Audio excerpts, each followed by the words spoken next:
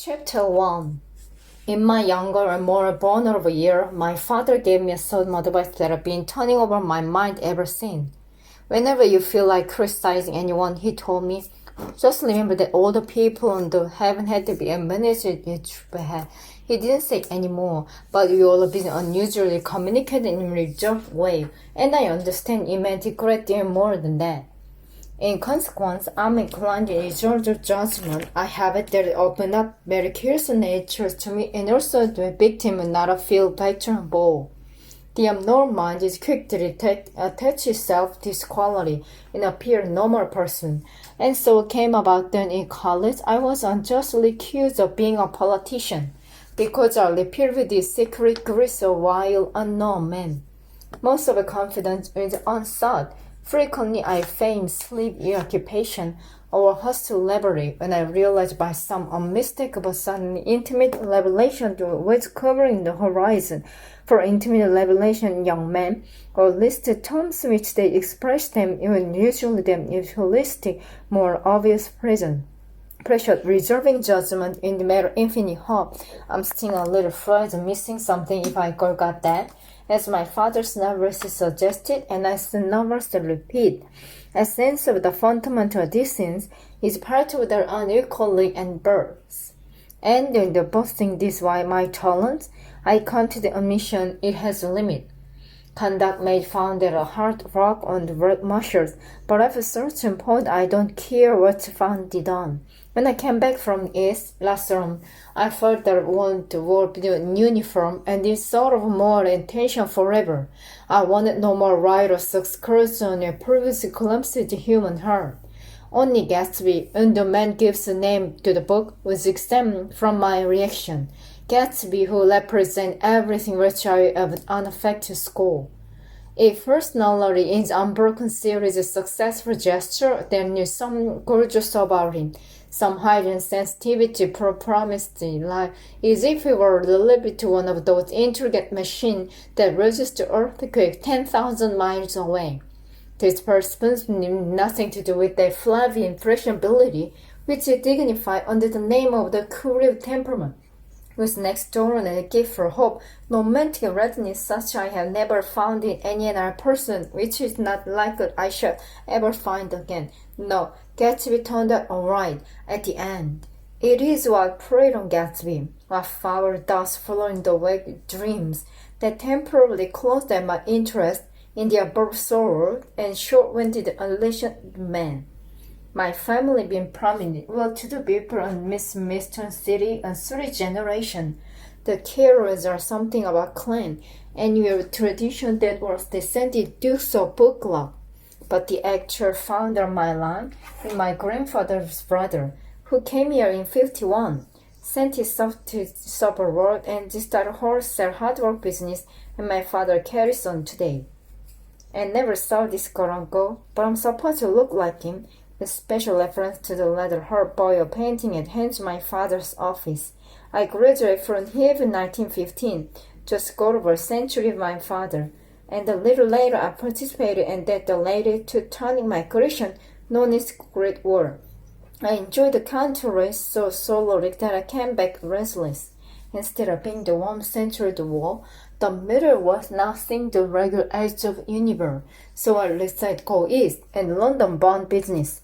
Everybody knew it's the bomb business, so I supposed the good support of more single man. On my answer, Uncle talked over, is it they're choosing a prep school for me, and finally said, why, yes, with every great hesitant faces.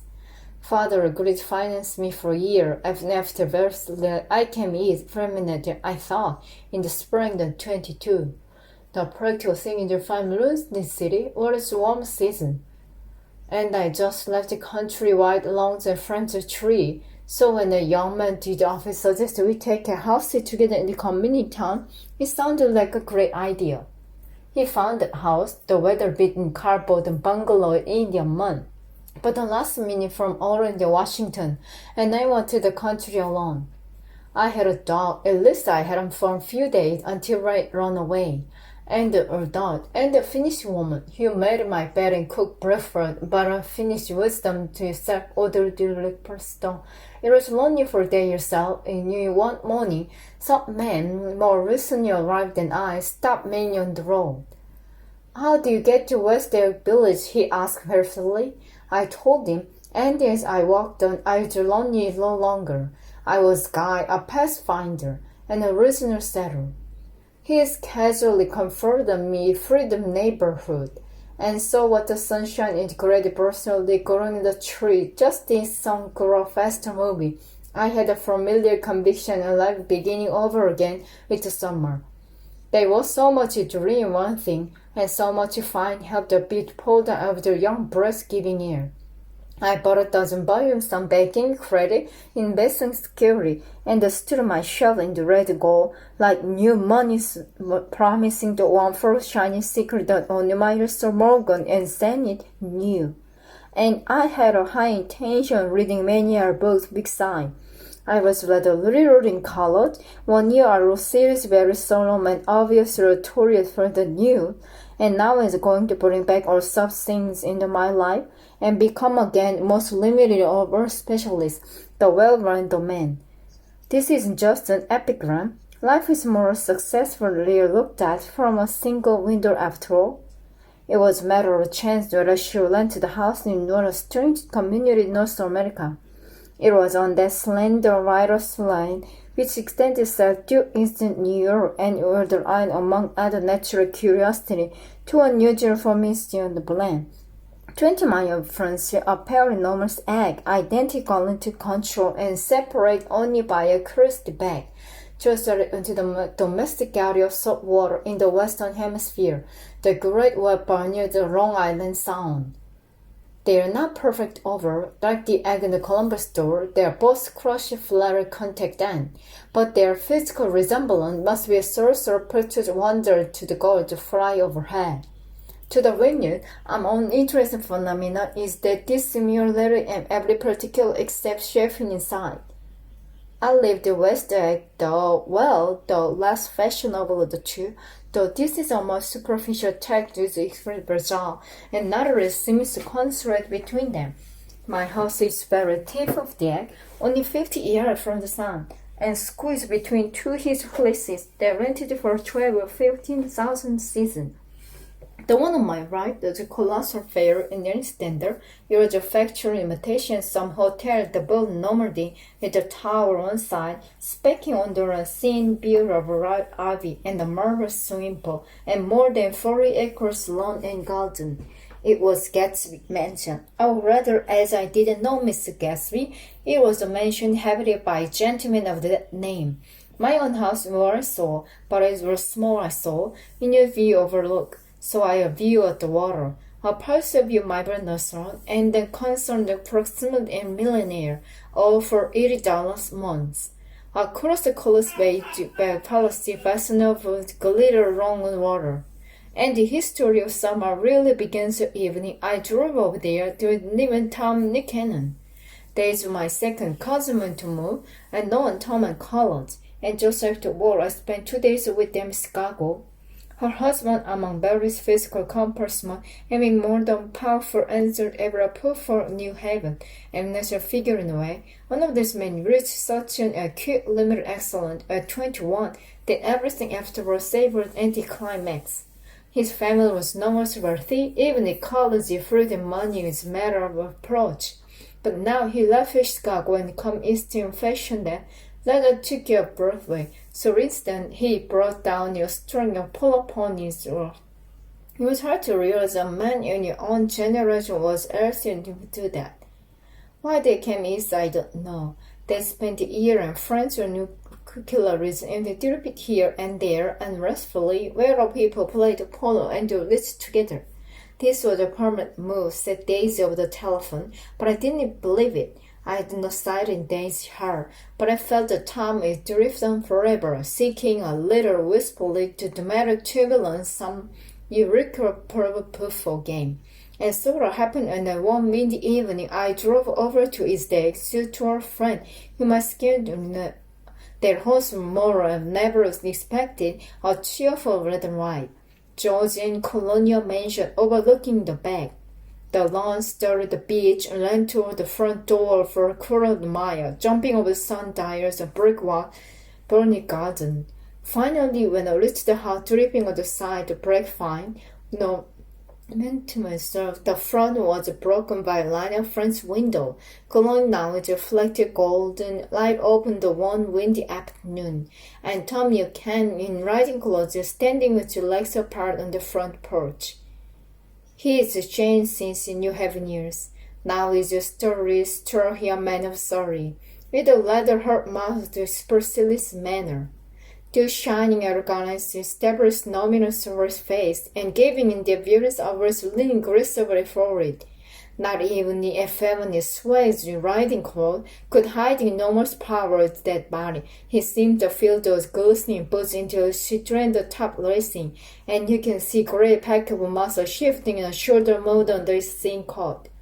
It was a body gift of enormous levers, a cruel body.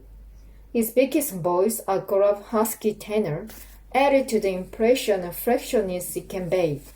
There's a touch of tonal compactness even toward people he liked, and remember you haven't, you hear it is God. Now, don't think my opinion in this matter is final, he seemed to say, just because I'm strong more than man you are. We are same senior society, and while you're never intimate, I always the impression they approved me, and not be like me somehow defined whisperness as John. We talked for a minute on the sunny porch. I've got an ice placer, you said, his eyes flashing about restlessly. Turning me around by my arm, he moved a brown flat hand along the front vista, including a sweet but sunken Italian garden, a half-figure the pungent roses, and a snub-nosed motorboat, the bumper type show. It belonged to Damien, the onion man. He turned me around again, polite and appropriately. You go inside. We walked through a high hallway in the bright, rosy-colored space, fragilely bound the house by French window either end. The windows were ajar and gleaming white against the fresh gray sky seemed to grow little in the house. A breeze blew the room. Blue curtains one end, the other like pale flag, twisting them up toward the front rating cake of the ceiling, and the ripple of the wine-colored rock making shadow on it as wind does in the sea. The only complete stationery of that room was an enormous couch and the two young women buoyed up as though upon an anchor bone. Their bosom white and the dress were rippling in flavor as if they'd just blown back engine after a short flight on the hull. I must stir for a moment, listening to the web, and snap at the curtain and the grown-up picture of the wall. Then the boom as Tom Buchanan shut the window, and caught wind died out about the room, and the curtain dropped, and the two young women ballooned slowly to the floor. The younger of the two was a stranger to me. She was extended for hands, her hand the blind, completely emotional, and with the genuine little, as if she was balancing something on it, you were quite likely to fall. If she saw the corner right, she gave no interview. Indeed, I was almost surprised into murmuring the apology for having stirred by coming in. The other girl, Daisy, immediately attempted to rise. She leaned like forward, conscious suspicion. Then she laughed, and it stirred a charming little laugh. It laughed too, and came forward into the room. I'm paralyzed with happiness. She laughed again, as if she said something very willing, and held my hand for a moment, looking into my face, lamenting there no one in the world she so much wanted to see. That was why she had. She hinted and murmured that the storm was the balancing gold baker. I heard said that Daisy murmured, which only make the people lean to order and relevant. Christie's made it less charming. At any rate, Miss Baker's lips blurred. She nodded at me almost imperceptibly, and quickly tipped her head back again. The object she was balancing obviously tottered a little, is giving us something a fright. Again, a sort of apology released my lips, almost any exhibition complete self-sufficient, drew also ostensibly from me. I looked back at my cousin. You began to ask me questions in a little sullen voice. It was the kind of voice its ear follows up and down, as if its speech and arrangement no will never be played again. Her face is sad and lovely with bright things and bright eyes and a bright passionate mouth. But the excitement in boy, but men who care for her found difficult to forget, and singing composer, a whisper listen. I promised that she'd done gay, exciting things just while she'd seen that they were gay, exciting things happening next hour. I told her how I stopped off in Chicago for a day on my way east, and how those people sent their love through me. Do they miss me? She cried ecstatically. The whole town is desolate. All the cars, the left, the rear wheel painted black on the morning rain, and the persistent wail all right along the North Shore. How gorgeous! Let's go back, Tom. Tomorrow. Then Lebanese. You are the seed baby. I'd like to. She's asleep. She's 3 years old. Haven't you seen her? Never. Well, you are to see her. She's Tom Buchanan. You're being hovering your restless review about the room. Stop to hand on my shoulder. What you doing, Lee? I'm a bondman. Who with? I've told him. Never heard of them. You remarked stiffly. This nerved me. You will, I answered truly. You will stay in the east. Oh, we'll stay in east, don't you worry, he said, cleansing Daisy in the back of me, as if he arose something more. I'd be a goddamn fool to live in anyone else. At this point, Miss Baker said absolutely such a suddenly that started. It was the first word she had uttered since I came in the room. Evidently surprised much it did me, for she long and serious, rapid, depth movement stood up in the room. I'm still shook up, being lying on the sofa for as long as I can remember. Don't look at me, Daisy retorted. I've been trying to get to New York all afternoon. No thanks, said Miss Baker to the hot cocktail just in front for the pantry. I'm absolutely in training. Her host looked at her incredulously. You are? He took the nice drink everywhere, dropping bottom of a glass. How you ever get anything done is beyond me. I looked at Miss Baker with what she got done. I enjoyed looking at her. She was a slender, small-breasted girl with unlike courage. She accentuated by throwing her body back over the shoulder like a young kitten. Her grace sounds back at me with polite, curiosity after a charming, discontented face. It occurred to me now that I had seen her or a picture of her somewhere before. You live in West Egg, she remarked contemptuously. I know somebody there. I don't know single. You must know Gatsby. Gatsby? Demanded Daisy. What Gatsby?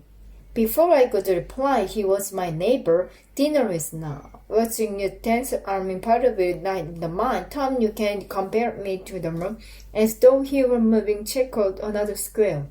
Slenderly, Lincolnly, their hands set lightly on the hip, the two young women proceeded out on the rosy-colored porch. Upon the sunset, your four candles flickered on the table in the diminished wind. Why candle? Objected Daisy, frowning. She snapped them out with a finger. In 2 weeks, that'll be the longest in the year. She looked at old lady in me. Do you always watch for the longest day of the year, then miss it? I always watch for the longest day in the year, then miss it. We are to plan something, Miss Baker, sitting down the table. Is this you getting in the bed? All right, said Daisy. What have you planned? She turned to me helplessly. What do you people plan? Before I could answer, her eyes fastened an odd expression on the little finger. Look, she complained. I heard it. We are locked. The knuckle was black and blue. You did it, Tom, she said accusingly. I know you didn't mean to, but you did do it. That's what I get for marrying a brutal man. I grabbed back hawking physical phenomena. I hate that word hawking, objected Tom closely, even in kidding. Okay, insisted Daisy. Sometimes she and Miss Baker talked once, unobtrusively, and the bantering inconsequent was never quite chattel. There was the coolest white dress and impersonal life in the absence of desire.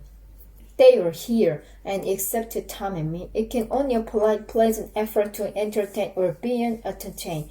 They knew that presently dinner was over, a little later evening tea would be over, and casually put away. It was sharply different when, in evening hurry from face to face word to close, in a continual disappointed anticipation, always in sheer nervous dread of the moment itself. It made me feel uncivilized, Daisy, I confessed on my second glass of corky, but rather impressed Chloe. Can't you talk about cross or something? I meant nothing particular by the remark, which was taken up in the expected way. Civilization going to pieces, broke out Tom Byron. I've got the terrible pessimistic about. Have you read The Rise of Colored Empire by this man Goddard? Why not? You got surprised by Tom. Well, it's a fun book, and everybody ought to read it. The idea is that when look out, the white race bee will be utterly submerged, or scientific stuff. It's been proved. Tom's getting very profound these days. This next expression unthoughtful in silence. He reads that book with the long words on it. What was that word? Well, these books are scientific, insists Tom, glancing impatiently. These fellows worked out the whole thing. It's up to us, we're the dominant race, to watch out, or these other races were a control thing. We've got to beat them down, whispered Daisy. We can work closer with the front sun. You ought to live in California, began Miss Baker, but Tom interrupted her by shifting heavily in his chair. This idea is red notice. I am an endurer. And after infinitesimal hesitation, he included Daisy with slight doubt, and she went to me again. And you produce all the things go to make civilization, all science, art, and all that. Do you see? There is something pathetic in concentration, as if it complicity, more acute than a ball, was not enough to him anymore. When I must immediately to telephone line inside, in the bottle of the porch, Daisy seized upon momentary interruption in link to a woman. I tell you family secret, she whispered through as lip. It's about to burst. No. Do you want to hear about the burst or no? That's why I came over tonight.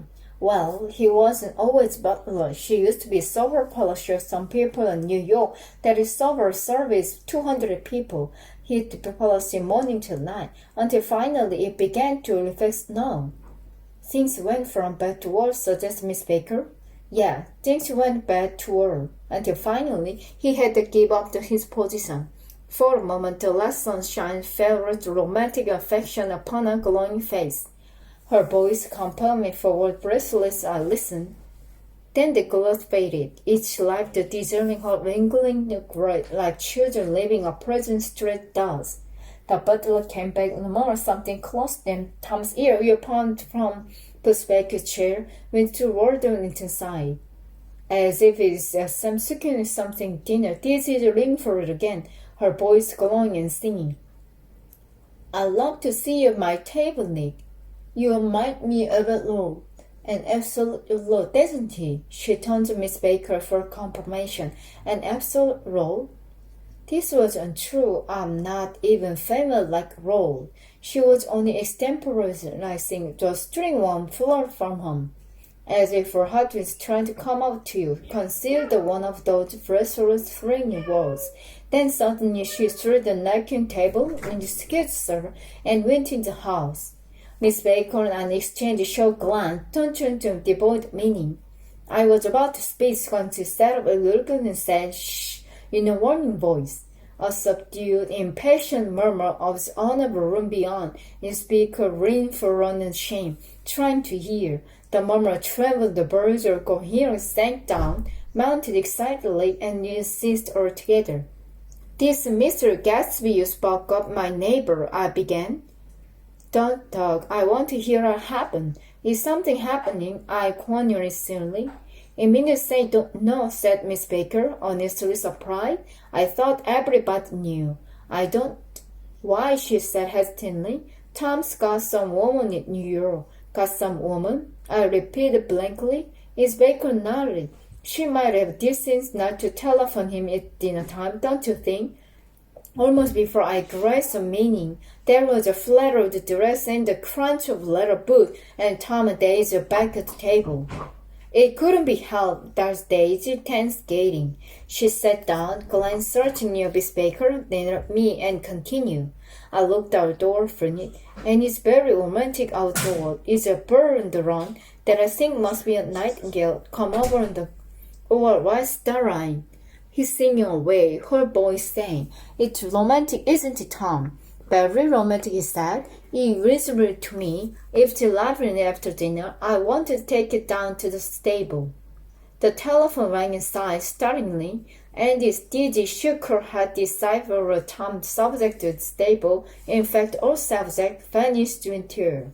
Among broken fragments the last 5 minutes at table, I remember the canyon being lit again, furnacelessly, and as conscious wanting to look squarely at everyone, enjoyed the boys' lives. I couldn't guess Daisy and Tom are thinking, but I don't need to even Miss Baker, who seemed to master certain hearty skepticism, was able early to put fifth gesturing metallic urgency out of mind. To a certain temperament, this situation might have seemed intriguing.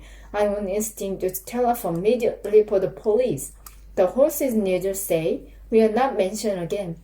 Thomas Baker, several feet of twilight between them, stirred back in the library, as if it were observed beside a perfectly tangible body. While trying to look pleasant into this on the little dock, I followed Daisy around the chain of connecting veranda to the porch in front. In a deep gloom, it sat down by side, very ghostly. Daisy took her face in the hand, as if feeling a lovely shape, and raised breathed gradually into the velvet dust. I saw that turbulent emotion possessed her. I was what I thought would be some scientific question about her little girl. We don't know each other very well, Nick, she said suddenly. Even your cousin. You didn't come to my wedding.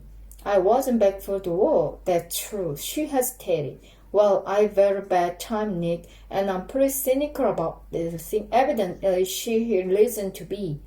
I waited, but she didn't say any more, and after a moment I returned rather feebly to the subject of daughter. I suppose to talk it's everything. Oh, yeah, she looked at me absolutely. Listen, Nick, let me tell you what I said when she was born. Would you like to hear? Very much.